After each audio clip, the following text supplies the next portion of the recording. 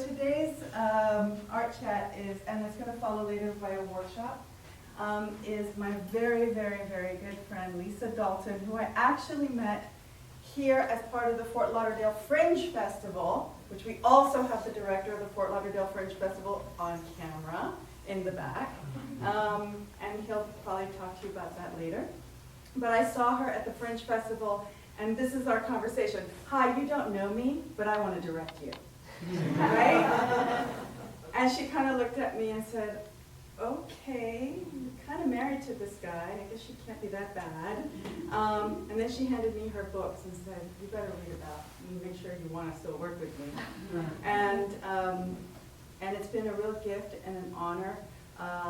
Lisa Dalton is the founder of the National Michael Chekhov Association, which if you have a chance, if you're interested in acting or directing or anything to do with the arts, I totally recommend. I was with her at the beginning. I spent New Year's Eve in Gainesville working with her technique, and it really just changed my life. So really amazing work. She certifies teachers in this technique, and it's an amazing opportunity, not just for actors, but just for people.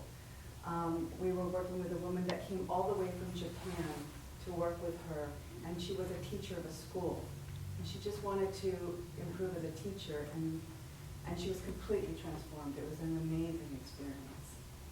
And now we are on board. I've invited her here because we're actually rehearsing, because the play that I saw at the Fort Lauderdale Fringe, we then had this crazy brainstorm, decided to continue working on it, continue developing it, about her life as a stunt woman in the Hollywood industry, and especially now with, now that we hear so much happening with women in the entertainment industry, right? We were working on this before the whole Me Too movement was even in existence. And we just started kind of unearthing her amazing life. And so we presented it at the Fort Worth Fringe Festival. And now we're taking this production, still in development, still working with her as a playwright now and an actress. We'll now present it at the Director's Lab in Los Angeles on the 23rd of this month. And then the fun part of all of this is that it comes back to ARTSERVE in November, November 7th and 8th, as part of a FAB grant that we got called Director's Cut. So it's a wonderful journey to be able to work with such a fantastic artist. I've spoken too much? Lisa Dalton. Thank you, Joann. Thank you so much, Joann and Hal and everyone at ARTSERVE, and just how awesome this facility is. I'm really, really grateful for the opportunity to be here. And it's true, Joann walked up to me and was like, I have to do this. And what really got me was you did that part and it just went, and then you went and did that part and it went, and I was like, okay, I think she liked it. And Brad is one of the National Michael Chekhov Association certified teachers. So we had been working together, and it was through him that I came to here to bring the show. And the show at that time was developed pretty much by myself. I did have some directors do a watch, they would look at it and give me some tips. However, it was very, very raw and new, and I was telling Brad the other day that we have a lovely video of it, and when we finally wind up with what this show is really going to be and have a video, it's going to be an incredible testament to director Joann Yarrow and the gifts that she has brought to the art itself. And that's one of the things that I really love about being an artist, is it is always a collaborative process. Even a solo show has many, many, many people, many, many different elements involved in it. I was definitely gifted with being a middle child kid, 4th of 5, and gifted with being extremely clumsy. klutzy, dyslexic, left-handed, maybe, sometimes, sort of, and a tomboy, super tomboy. And that process of not being very physically skillful caused a lot of bullying for me. And having red hair caused a huge amount of bullying. And I have a nod back there from a fellow redhead. Yeah. Yeah, like, what is it that makes it important to identify a redhead as a redheaded stepchild? What is that about, right? I mean, why would people rather be dead than red on the head? Things have changed a lot. We finally got a lot more actresses in Hollywood with red hair, and it's much more acceptable. In the arc of my career, I spent about 12 years in New York and 18 in Los Angeles. And in Los Angeles, I was with the very, very high-profile personal manager of Farrah Fawcett and Linda Evans and some other bombshell blondes from the 70s and 80s, and Suzanne Summers. And he told me that as long as I had red hair, I would never be anything more than an invisible woman on the arm of the lead. Because they love to put red-headed wives next to the leading man because she'll never detract from his energy, she'll never steal focus. Maureen O'Hara. Maureen O'Hara, thank you. And of course, one of my greatest role models was Lucille Ball, a klutzy redhead, yes, woohoo! And I was very honored to get a chance to meet her and two of my other great role models during my career, Carol Burnett and Mary Tyler Moore. So it was really an honor, and that's one of the things over the arc of my career that was really exciting. What I found for myself as an artist was that I started acting out, seriously, impulsively. I mean, I basically flunked kindergarten. And that's kind of hard to do, but I was just terrible. I climbed up to the top of the jungle gym because Davy was up there, and I waited until everybody was watching, and I knocked him right down. But I didn't do it until I had an audience. So that's not one of my greater graceful moments, but that's kind of how driven I was to experience myself entertaining people. I was seriously driven to it. And despite the kindergarten teacher's warnings to my mother, she put me into first grade, and I got suspended from first grade. I was definitely earning my redheaded tantrum kind of thing, but I was gifted here in Miami Beach, in North Miami Beach, to be in a parochial school that actually had a lot of pageantry, lots of pageantry. So everyone in the school got to be in a show every spring, the spring performance. And that I lived to be on the stage. First grade, can number, black skirt, yellow ruffles. Yellow ruffles. Yeah, and I was hooked from there. 5th grade, we moved up to DC, and there was no theater. There was no pageantry. It was a Catholic parish dominated by men, and there was nothing. So by November, I wrote, produced, directed, and took a supporting role in my first play, for the Feast of the Annunciation. And in 6th grade, I directed a production of Christmas Carol, like one of the ghosts. In 7th grade, I forced the church to create a celebration to Mary. It had taken me 3 years of nagging the Monsignor until they finally let me do a May festival to Mary. And it just went on from there. I continued to create opportunities to be able to cultivate, express this drive that was in me to entertain. And I was constantly struggling to prove myself to be a better boy than my twin brothers, 13 months older. I could climb higher in the tree fort. I could race my bicycle faster, even though I did land in the creek. And even though they, ripped my hair as they tumbled down the hill, trying to kick me out. And I had this nice crooked finger. My mother reminded me how the school called her up and said, your daughter needs to be taken to the ER because she hurt herself playing football. So this lifetime of deep engagement in my physical body and this incredible passion for entertaining has sustained me throughout my career.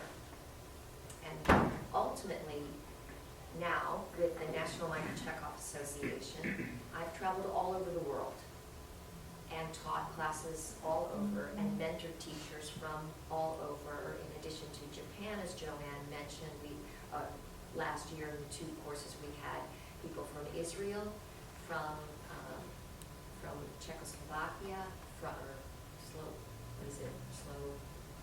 one of those, Slovenia, from India, and from New Zealand, and other places around the world.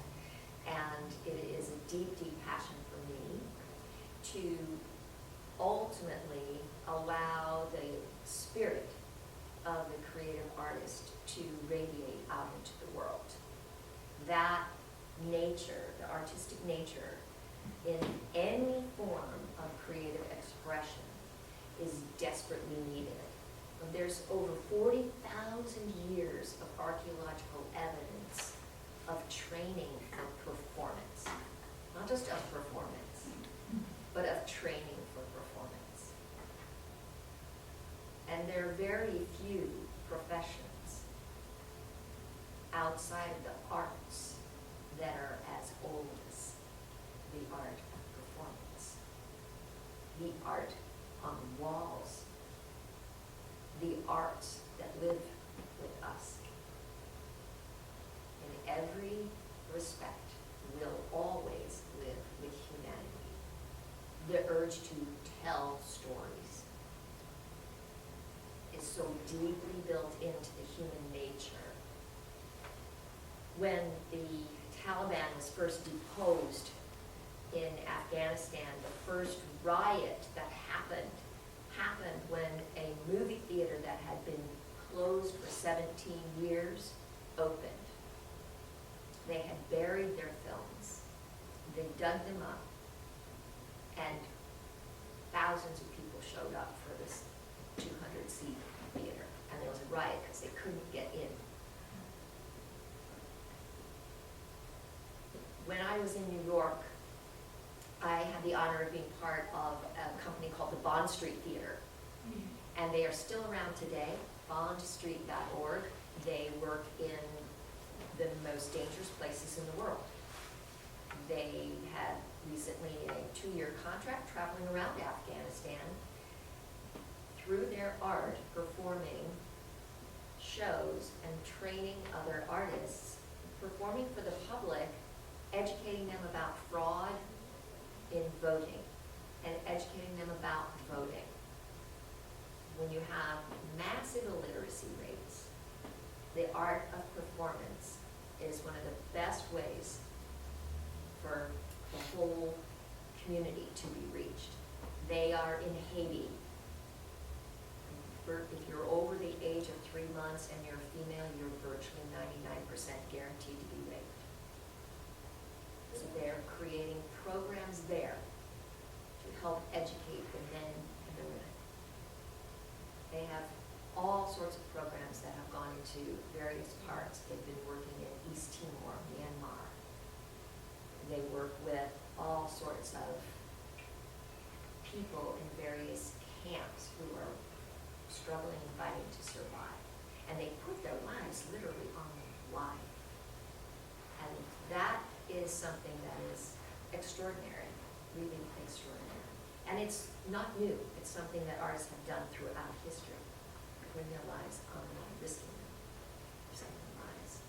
And that leads into this sort of crazy, I did that in a different way. I didn't go into war-torn areas, but I went on to film sets and I risked my life on a regular basis. Jumping off of buildings, crashing cars, going through plate glass windows, getting shot, getting stabbed, all sorts of leaping tall buildings and all sorts of crazy things like that. And that is a lot of what my book, Falling for the Stars, is about. The whole experience of being a stunt gal was quite the ego trip, you know, because I can say I was, at the time when I was working, there were probably 75 women in the world who did this. And I could open up a conversation with anyone, anywhere, and just say, all I had to say was, I was in Ghostbusters. Yeah, I was in Crocodile Dundee. You know, when we did Crocodile Dundee, it was this low-budget Australian film starring this unknown Australian talk show host guy and a completely unknown actress, and never even going to be released in the United States. That's what that movie was. So you never really know kind of where things are going to go once you get involved with that. Something that seems like it's going to be a huge blockbuster could be a complete bust. And something that seems rather insignificant can become a major wave of you know, cultural note. You know, certain Crocodile Dundee and Ghostbusters, things like that, created a global wave of a common language. You know, this is a knife, right? And things like that. So it's been a thrill working with some amazing people. Robert Redford knocked me down 7 times on hitting me on this elbow. And each time, after every single take, he came up to me, Lisa, are you okay? Is there anything you want me to do different? And I just, hello, Mr. Redford, gazing into his incredibly blue eyes. And I said, no, it was perfect. I'm never going to wash my elbow again. He's a redhead. Yep. Yeah. Yeah. And so I got to see into the hearts of a lot of people through some very subtle, you know, activities there, and that was probably one of the greatest gifts that I really learned from working with so many different fascinating people. The whole stunt field is incredibly misogynistic. It's a man's world. And I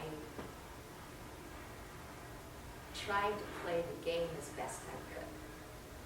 But a lot of the story that we're working on has to do with this phenomenal struggle, that sense of being bullied because I was clumsy, the sense of being bullied because of my red hair, or because of my body, because of who I was, how I was, created such an inner struggle that I really did sublimate my own impulses. Very, very terrified little child in there. Really more terrified of being hurt from people than leaping off a building. Easier for me to crash a motorcycle, to risk my physical body, than to risk not being accepted, to risk that kind of rejection. Yeah. And that struggle, I don't know, have you guys ever experienced that? That, you know, you don't stand up for yourself, you accept that situation where it's it's less than perfect because you don't want to step on anybody's toes.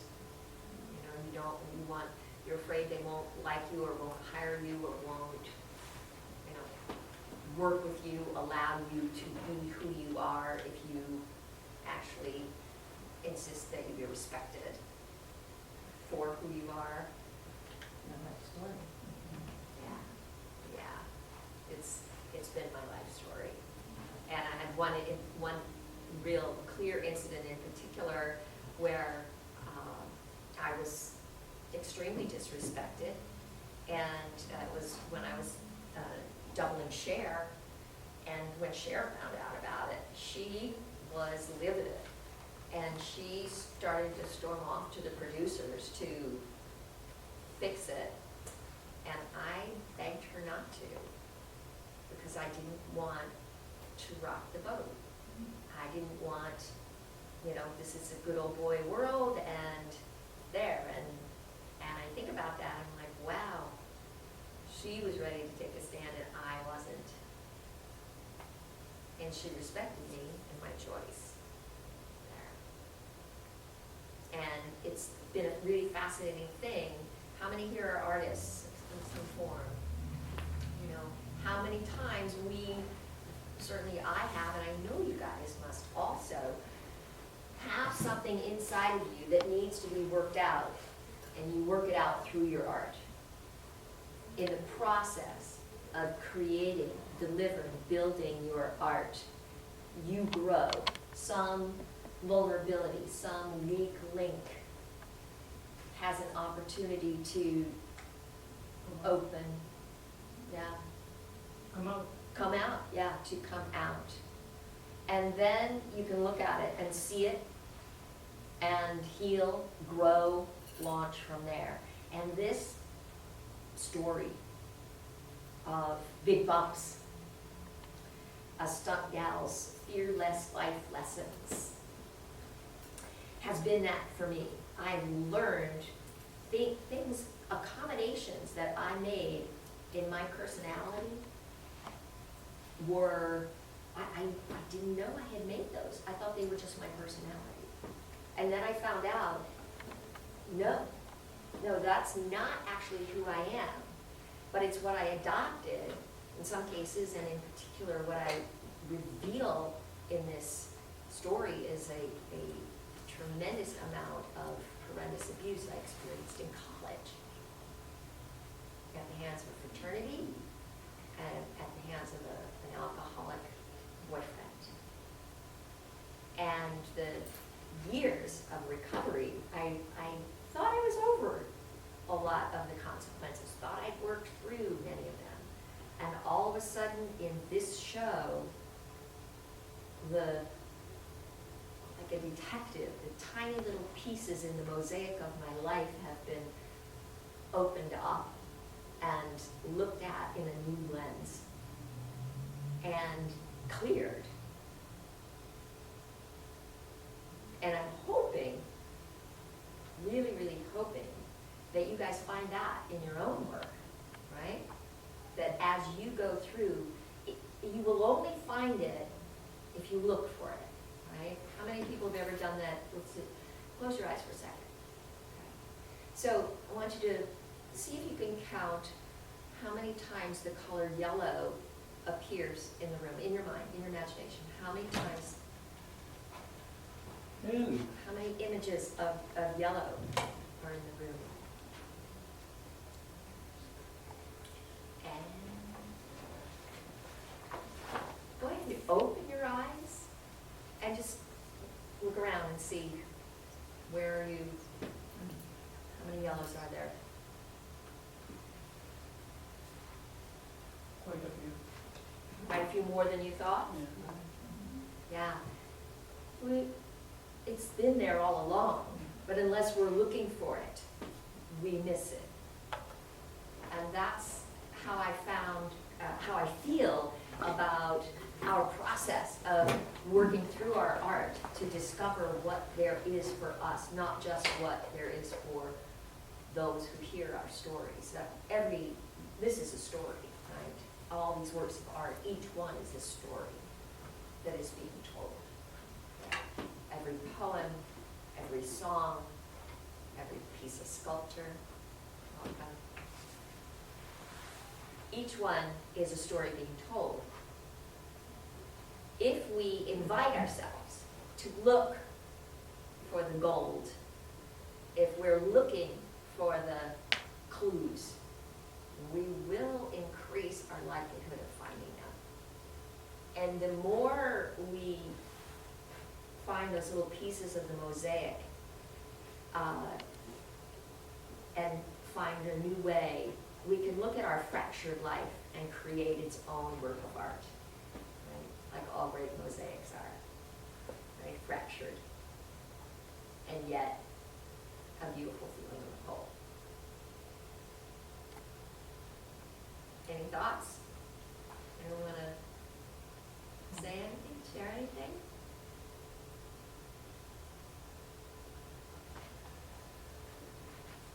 Any questions? Are you from South Florida? No, that's a great question. Am I from South Florida? I actually was born in the Midwest. Dad's from the Chicago, Evanston, Illinois area. Mom's from a farm in Iowa, and I will eventually inherit 20 acres of the farm in Iowa. And Mom was a designer, tailoring and design, and she was on the faculty of Cornell at the age of 22, having finished her master's, and was the youngest faculty member in the history of Cornell at the time.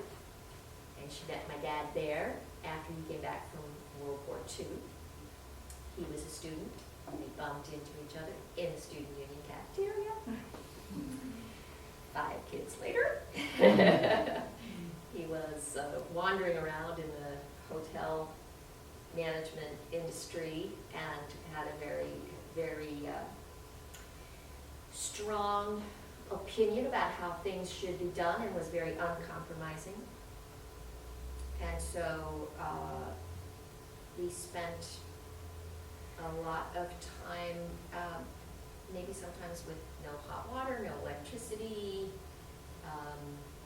slept on the floor, didn't have beds, didn't have curtains, kind of, you know, not sure how that piece of bologna was going to stretch itself through 2 meals, you know. So for me, that was a very interesting experience of, you know, poverty consciousness and stuff like that. Having come in his family lineage from wealth that was up and down.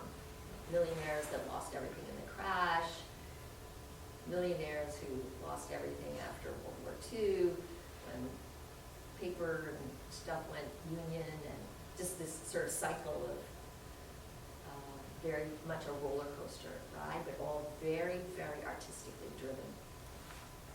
Grew up with opera and barbershop and musical theater, and when there was money, there were dance lessons and music lessons, enough to sustain 5 kids, but always a high priority. So we went to all of the free theater. We wound up in the DC area, Washington, DC area. So there was a lot, and we had a Smithsonian, and that was free. So a lot of culture, not a lot of money. So I learned how to sew real well and made all my costumes and sewed my way through college. I got a scholarship to college and sewed my way, you know, to pay for my miscellaneous items, and then those skill sets, those peripheral skill sets of design and sewing and stuff were very, very helpful for me.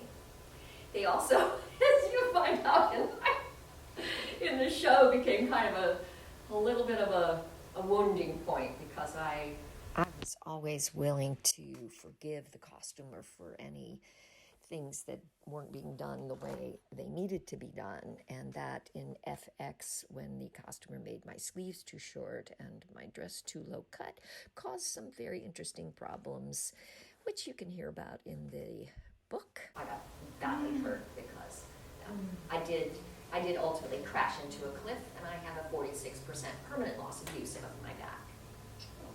So I have been crippled and paralyzed and have a hand tag, which I would trade. Can you tell us more about Michael Chekhov Oh, yes. and what this is all about? Yeah. You know, when I was in high school, I had this fantastic high school teacher, and we just did all this improvisation and play stuff. And when I went into college, there was all this sort of, you know, recall your painful memories, and I just couldn't relate at all. And my college, as I mentioned, was disastrous socially, but it was also disastrous in my major.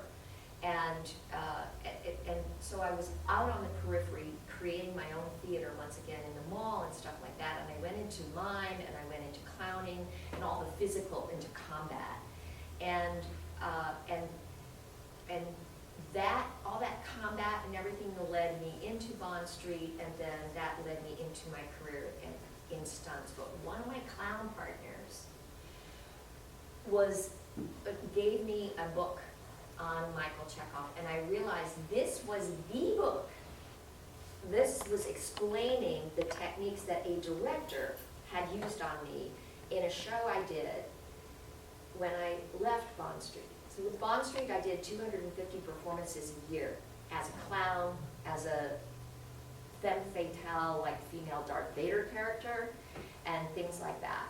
And I was making lots of money performing at bar mitzvahs and things like that, but I was obsessed with trying to find out what this director did to me, where I played, it was the best work I'd ever done. And he disappeared, and I didn't know what it was. And she kept talking about Chekhov, and I kept saying, oh, you know, I read, of course, I went to a major university in the theater department. Of course, I've read Cherry Orchard and Uncle Vanya and Three Sisters and everything Anton Chekhov had written. And she went, no, no, no, Lisa. Michael Chekhov, his nephew. Turned out Michael Chekhov is considered the greatest actor that ever lived, coming out of Russia. And Russia is a leading culture for actor training. It has changed the face of actor training globally. And he was part of that original group of students who developed the work of Stanislavski, who is considered the father of directing and the father of contemporary acting styles. All our film acting styles were built out of the American organization called Group Theater's adaptation, or adoption, I should say, of what Stanislavski's work was doing. This company that Michael Chekhov was in and became a leader in. And there was a big central difference that Michael Chekhov pushed up against. He is the nephew of Anton Chekhov, the writer. And Michael Chekhov's father was Anton's big brother. And Michael Chekhov's father was quite mentally unstable. He was an alcoholic, as many people in that era were. He was a brilliant genius. Anton said he was a better writer than he was, even a better medical person, and Anton was a doctor, a medical doctor. But Michael's father was violent and abusive and would disappear for 3 months at a time drunk, and then come back and be a scientist and a lead mayor of the town. And Michael was terrified of him and went very early into the world of fantasy, creating out of fantasy. As early as 3 years old, he would grab an article of clothing and create a little show out of it for his mom and his nanny, just out of something that came from an article of clothing. He went on to have a massive crisis, got hysterical, walked off the stage, left the stage in the middle of the Moscow Art Theater. It was like walking out in the middle of a Broadway show that you're the star of. And up to that point, he had been having 4-hour curtain calls. 4 hours long. Right? He couldn't understand. People were killing themselves over loaves of bread. It was the midst of the Russian Revolution. And he did not understand the role of art. He came upon a deep spiritual crisis and came out of it committed to weaving the spiritual forces of the world into the art. The belief that there is a higher being, a higher you, and that higher you is the one who is in control when you're in the zone. Who here's been in the zone? At some point in your life, you have been in the flow, the gap, the zone. You have been on a roll. That person who's up above looking down and you think, oh my God, look at that. It's like your consciousness splits. Part of you is in the audience going, look, that's me. The other part's up here going, and you don't remember any of it when it's done, right? You don't remember because your body goes into its own rhythm. Your brain goes into a pattern that is unique only to that zone moment, that peak flow moment. Parts of your system shut down to lower than what they're at when you're sound asleep, including short-term memory. More likely remember a dream than you are the details of your peak moment. But you remember the experience. You know you had it. And not just you know, but who else knows? The audience. The audience knows. Everybody knows this was a moment. And you can even recall that moment and you can feel it again, years later. That moment, he decided to look at what kind of energy patterns, like a scientist, what kind of energy patterns, what are the ingredients of that? Could I identify those? And if I could identify those ingredients, could I create some exercises by which to engage the energy pattern, create the energy pattern on cue, on demand? And that is what we're going to be playing with in the workshop. And you see on the handouts that we've got for that workshop, that chart, a beautiful chart. In fact, I'll show you real quickly here some of the, we'll see for a moment, some of the charts that we have. There, okay. So this is a variation of a chart which Mr. Chekhov drew for one of my teachers. Her name was Mala Powers. Did anyone ever see the wonderful film Cyrano de Bergerac, 1950? Beautiful Roxanne. Yeah, beautiful Roxanne. She was one of my mentors. She was a private student of Michael Chekhov's, and he drew this for her. So, click. This is the goblet, and it explores this energy, this flow of how the flow comes in to us. This is us, the grail, the goblet, all these metaphors that exist in almost all esoteric teachings. This is a chart I created to help us understand the relationship between our body and our energy patterns, and how our old energy patterns sometimes block us from being able to express a different energy of the character, right? So if you're a painter, you get an image that you want to paint, and you go to put it on the canvas and it doesn't come out that way. There's a gap between your imagination and your body's ability to execute it. Right. Sometimes it's literally that you got a bad brush, but more often it's how you're handling the brush that is making the difference. And so there are exercises where you can shift. In Mr. Chekhov's world, you can literally leap from all, across the full gamut of emotional work instantaneously, unmotivated by anything from your personal life, time and time again. And we train like athletes. Here is a sequence of energy patterns, flows, and thoughts that you can take into mind when you go on meetings, interviews, auditions, networking events.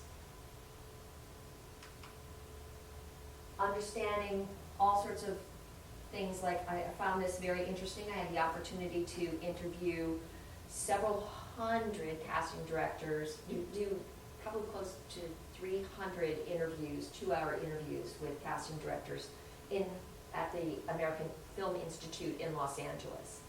And they say 7 out of 10 actors don't take direction well. And these are the fundamental reasons. So we look at that and we see we have techniques for addressing those. We look at what happens to the energy patterns when you're over acting and how to work with that.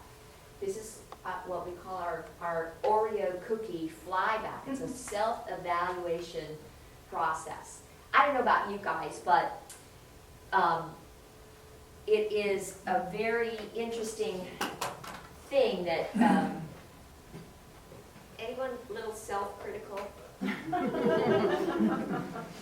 So I would be in an acting class doing a scene, I'd drop a line, and for 3 weeks afterwards I'd be in bed going, how could I have done that? How could I have missed that line?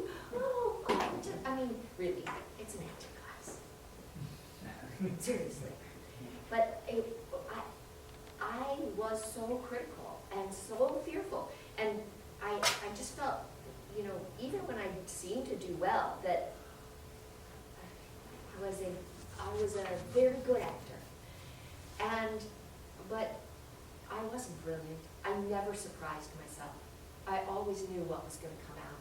I mean, I was technically very, very savvy, very, very skilled. But there's just this stuff inside that wasn't really free. And through Mr. Chekhov's work, I don't care if I fall flat on my face, I can be a bad actor. I don't care, because I'm having fun. It's playful, and there are days when I am better, and there are days when I'm worse. I write a poem, there are some poems that are better than others. There's days, times, moments when I am more on and less on. And now I don't care. It doesn't affect who I am. It doesn't affect my self-awareness. It doesn't affect my self-esteem. I have fought through rape. I have fought through being beaten, hospitalized. I have fought through being, subjected to some horrors on film sets. I have had people killed in the movies for very stupid mistakes, and I have gone through learning how to walk again and chronic pain and all these things over many, many years. But the fundamental thing is I love my life, and that love, I'm passionate about bringing that out into the world. One of my books is called Murder of Talent, how pop culture's killing it. And it's talent, yes, it's through the lens of the acting, because I experienced some horrible abuse in acting classes. Humiliation. People thinking that you need to be broken down as an artist in order to perform. And that's just a lie. A flat out wrong, dead lie. And we experience as artists, people going, oh, what makes you think you could do it, right? Who do you think you are? You think you're the next Meryl Streep? You know? Who do you think you are that you have the right to stand up there? And this happens from the earliest of ages. When in kindergarten, your parents are all excited that you're playing the pumpkin. But if you're a pumpkin in high school, you are in trouble. You are in trouble. And in many cultures, men and women are in big trouble if they wish to be artists, musicians, actors, writers, poets, painters, sculptors, everything. So there are ways through the path. There are applications of Michael Chekhov's work that are used for human health and development. There are ways to utilize the movement patterns, the energy patterns, the concepts to really launch yourself out into the world. In the back, there's a couple of copies of From Russia to Hollywood, which is a documentary I made that Gregory Peck narrates, and it gives us a nice sort of history of Chekhov and some of the incredible Hollywood stars that he influenced. He was very, very influential to some of our noted people. Marilyn Monroe, very, very strongly, Clint Eastwood, Gary Cooper, Elizabeth Taylor, Ingrid Bergman, Mr. Peck, many, many, many people that he inspired. But he was working with a spiritual force, and that was forbidden. That was forbidden. It was, the HarperCollins wouldn't publish his book without removing references to it. He was almost put to death in Russia, which is why he left. He escaped from Russia, and it kind of haunted him his whole life. And so he did not continue to share how powerful the spiritual underpinnings were of his work. And that's been my role. That's a role I've taken up, because I believe we are creative artists. We are creative spirits. And when we understand our spirit, we can nurture it and cultivate it, and we will have the strength to go forth, to carry on a tradition we know is at least over 40,000 years old. And that's us.